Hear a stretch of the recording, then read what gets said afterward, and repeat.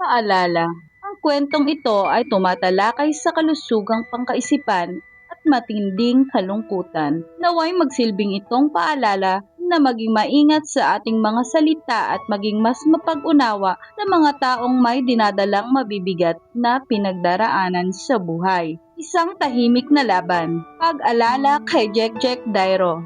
At hindi lamang kay Jack kundi para sa lahat na lumalaban ng tahimik sa depresyon. Ang kwento ni Jack Dairo ay naging paalala ng marami na may mga laban na tahimik na dinadala ang isang tao kung may pinagdaraanan ng isang kaibigan, pamilya o mahal sa buhay. Mahalagang makinig, umunawa at magbigay ng oras. Hindi lahat ng ngiti ay nangangahulugang maayos na ang lahat. Naway magsilbi itong paalala na ang malasakit, pakikinig at pagmamahal ay maaaring maging malaking tulong sa mga taong nakakaranas ng matinding kalungkutan. Minsan, ang pinakamabigat na laban ay hindi nakikita ng ating mga mata. Sa likod ng mga ngiti, katahimikan at mga karaniwang araw ay maaaring may isang pusong unti-unting napapagod at nasasaktan. Ang naging viral na kwento ni Jack Dairo ay nagmulat sa marami sa kahalagahan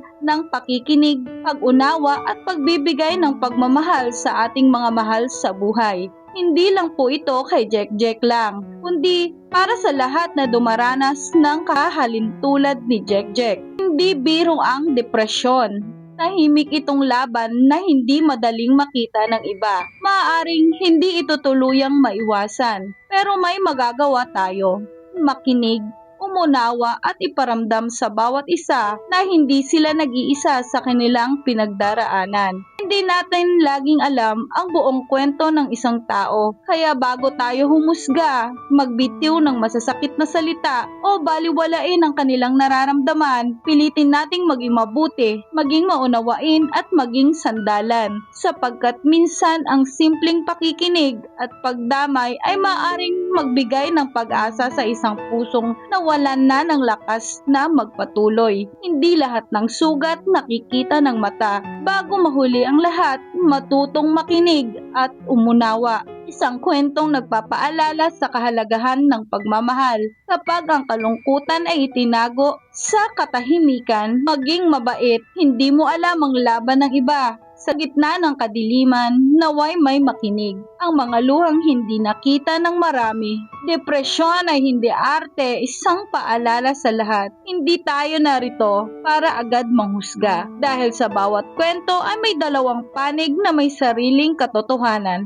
Mas mabuting pairalin ang pag-unawa. Hintayin ang buong katotohanan bago bumuo ng anumang salita. Ang dapat sisihin, pero maiiwasan ng ganitong pangyayari ay nakikinig at umuunawa.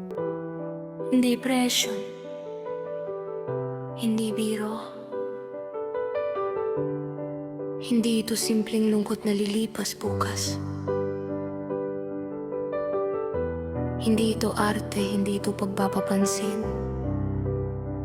At lalong hindi dapat pagdawanan. May mga taong tahimik na umiiyak, nakangiti sa harap ng iba, ngunit wasak sa loob.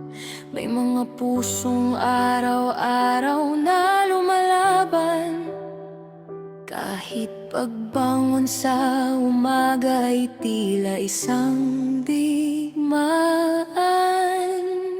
Kaya bago tayo manghusga, subukan muna nating makinig.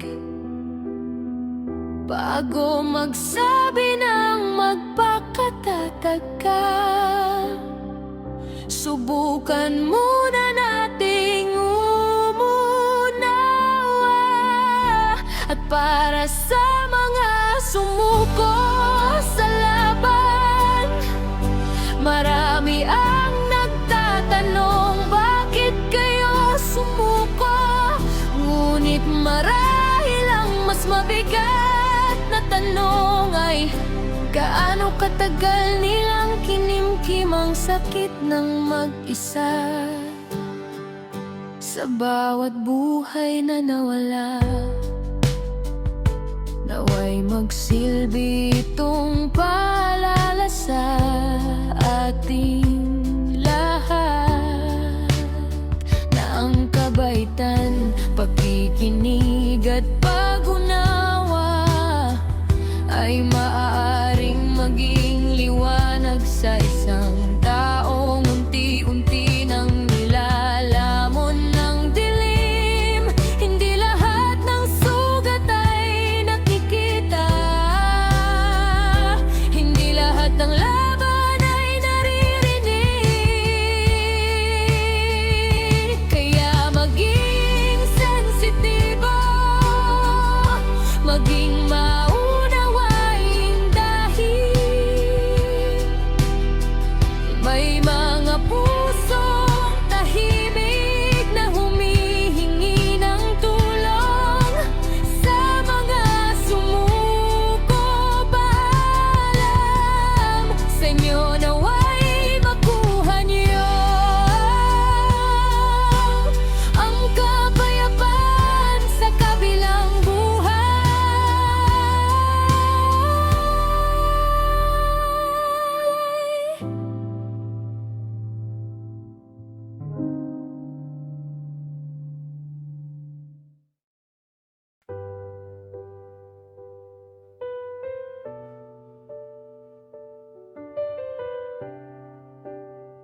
Depression, hindi biro.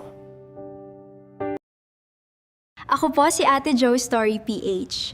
Maraming salamat po. Sana patuloy niyo akong suportahan.